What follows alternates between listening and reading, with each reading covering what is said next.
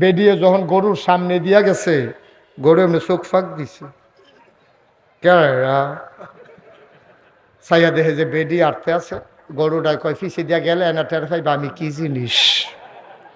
গরুটা চোখ ফাঁক দিয়ে বেডিটা সাইডা দিছে।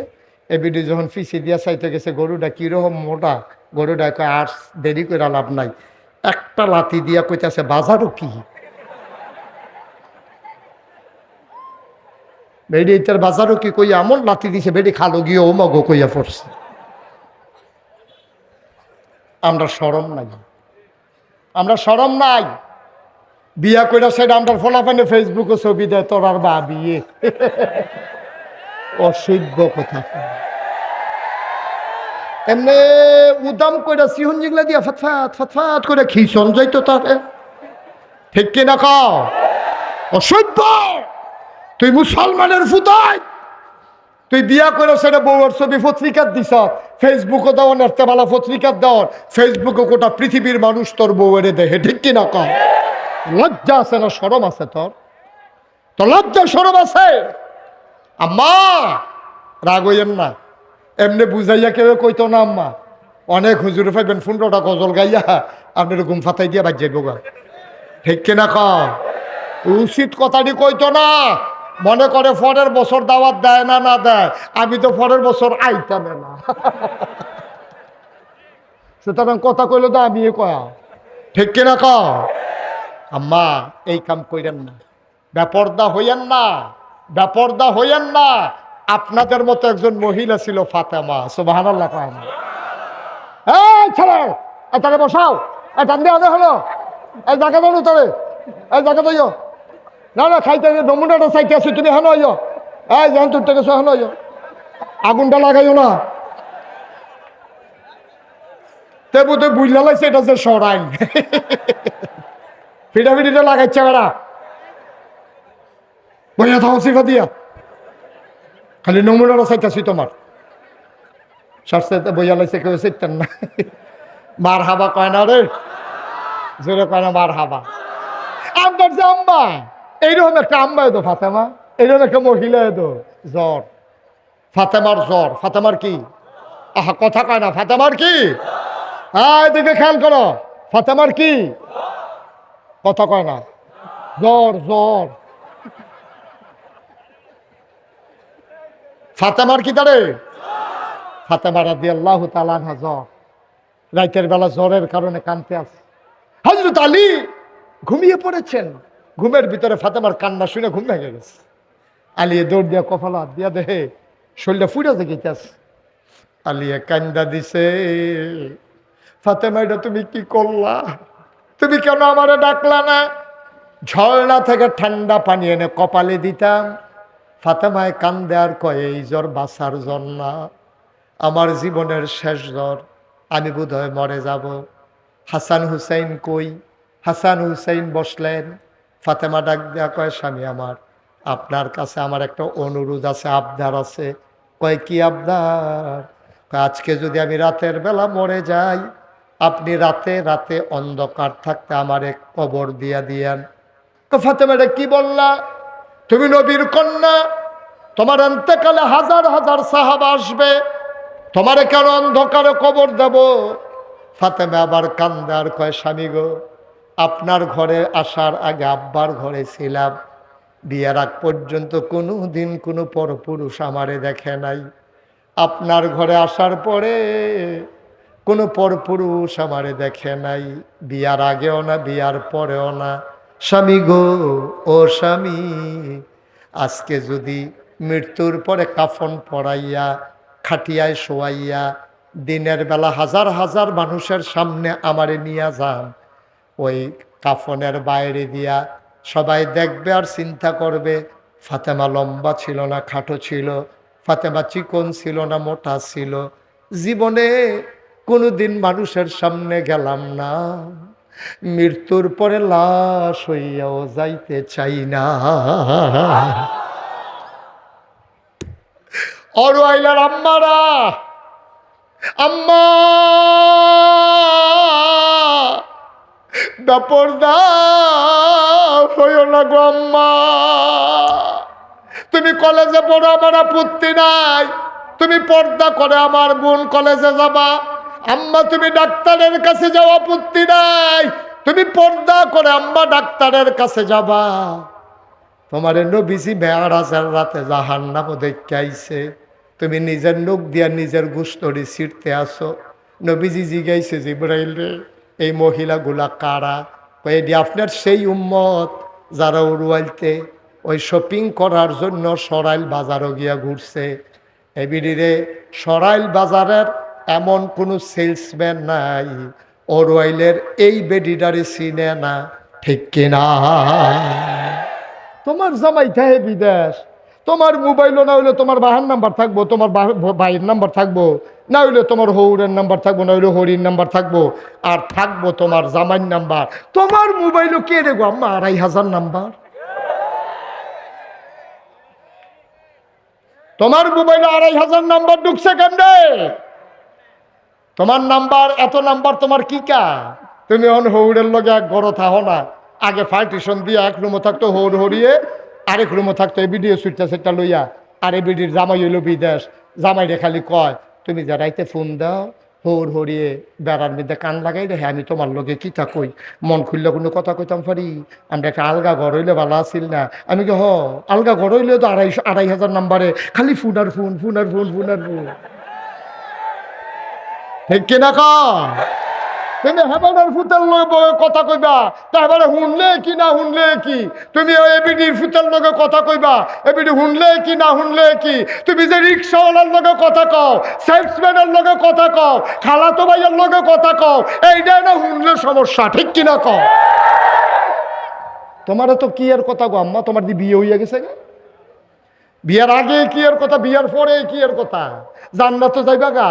ইমাম সাহেব জিগায়, হুজুর সৌমের রোজা কবে? রোজা নফল নামাজ পড়তে পড়তে বিধি সারা বেড়া করে লাগছে। কাম হইতো না আম্মা, কাম হইতো না। ফরজ বিধান পর্দার ভিতরে যাও, নাইলে তোমার আমল নামায় জমা হবে না, ঠিক কিনা কও? কষ্ট হইতেছে না? সবাই মিল্লা গোনা তো কইরেই লাইছি। আমরা বেড়াইতেও গোনা করছি, মহিলারাও গোনা করছে। সবাই মিললে একটু তওবা করার দরকার আছে নিও। সবাই নামাজের মতো করে বসে। আমি এতক্ষণ যারা দাঁড়ানো ছিলেন কাউকে বসতে বলি নাই, দয়া করে এখন একটু বসতে হবে। আমি কিন্তু কাউকে যাইতে বলি না, হুজুর দেহি। সবাই একটু বসেন, যে যেখানে দাঁড়িয়ে আছেন বসে পড়ুন। আমরা এখন তওবা করবো ইনশাআল্লাহ। সবাই সামনে যারা বসে আছেন যাবেন না এখন। নিজের মায়ের জন্য দোয়া করবেন, নিজের বাপের জন্য দোয়া করবেন। আপনি আনেন কীর্তেন?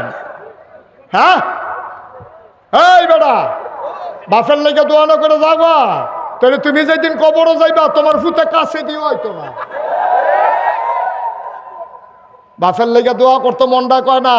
অহনো খেত যেটি চাষ করে রাখা ওইটা তো বাহেরে, ঘর যেটা থাও ওইটাও তো বাহের। বাপের লেগে দোয়া করতে মনে করে না, লাল্লারাই আটতে আসো। তুমি আজ কাজ মানতে আইছো, এই বাপের ঘরে তুমি দুনিয়াতে আইছো, ঠিক কিনা কও? সবাই বসে পড়ুন।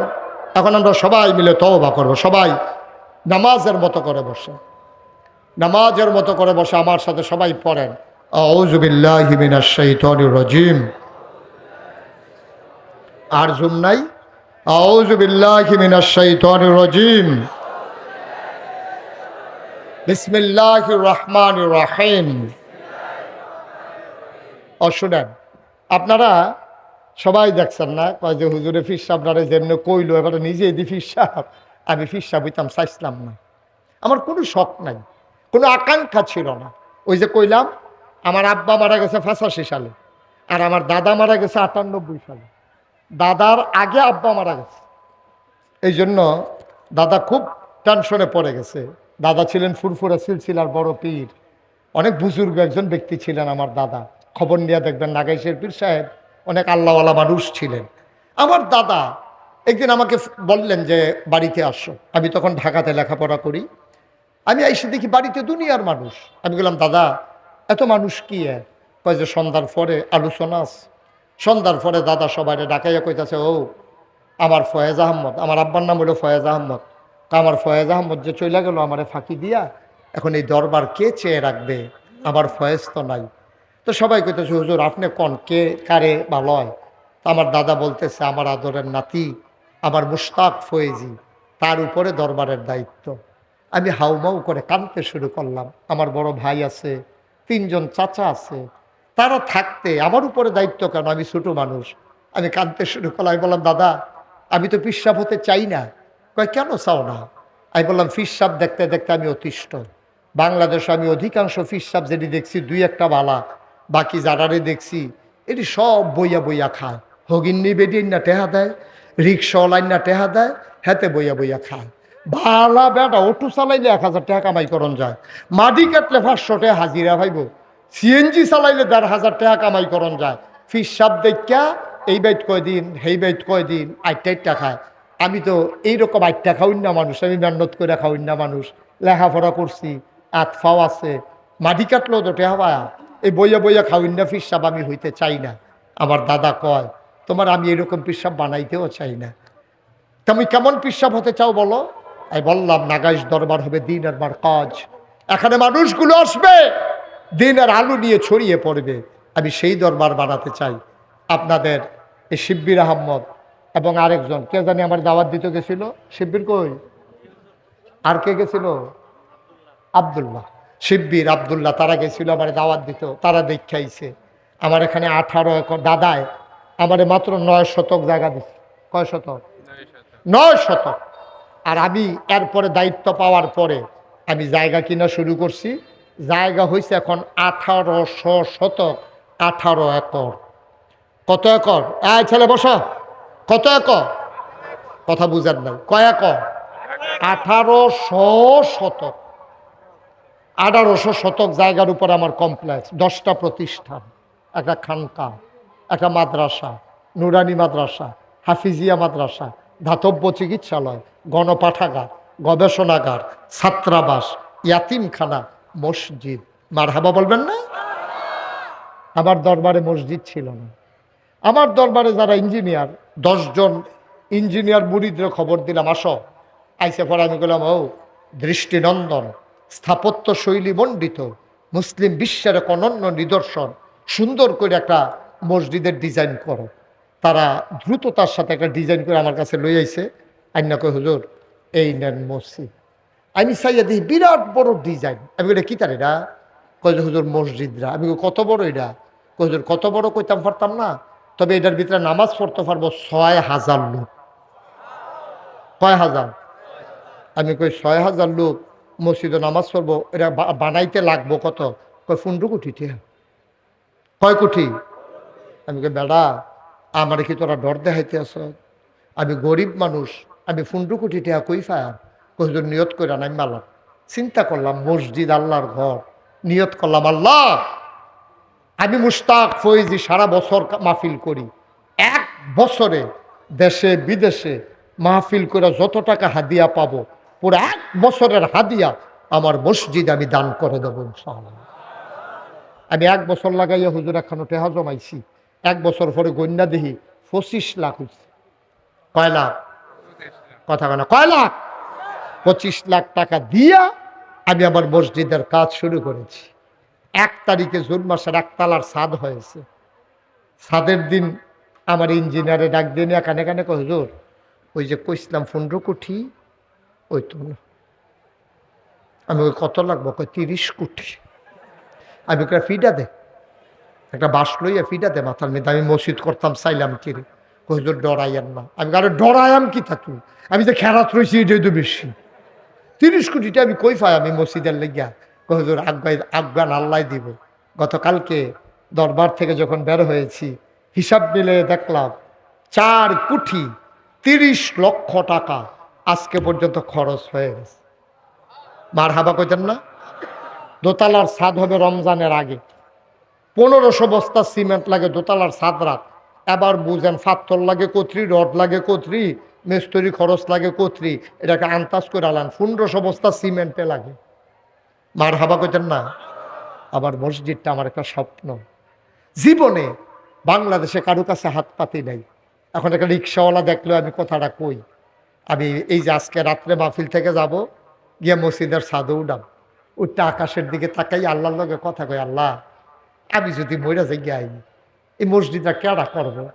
আমার ফুতাইতরা দ্বারা তো মানুষে চিনে না, আমারে যত মানুষে চিনে, আমি কান্দি, টপ টপ করে আবার পানি পড়ে। আমি একা, রাইতের 2টা 2:30টায় কেউ যাক না নাই। আমি আল্লাহর লগে কই, আল্লাহ আমি তো ঘুমাইছি না, আর তুমি তো ঘুমাও না, তোমার কাছে আমার একটা দরখাস্ত আছে।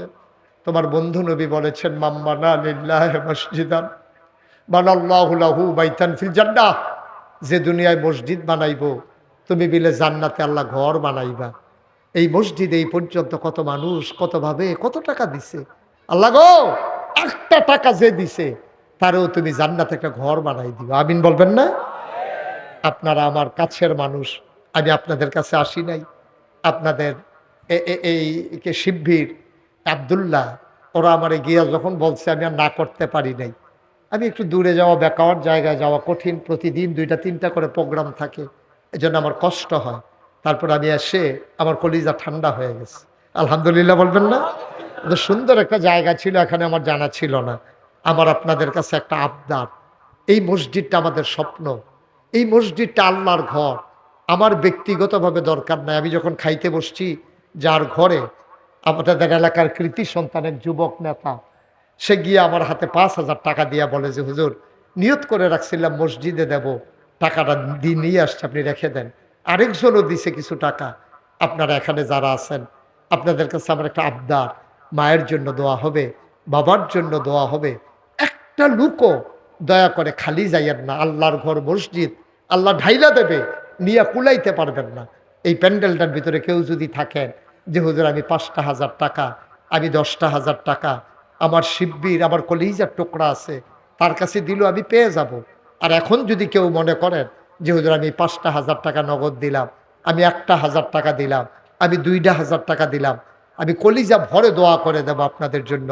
আল্লাহ যেন এই মসজিদের উসিলায় আপনাদের জীবনের গোনা মাফ করে, আপনাদের আব্বা আম্মা সহ আপনাদের কবর যেদিন যাবেন সেদিন যেন কবরটাকে জান্নাতের টুকরা বানিয়ে দেয়।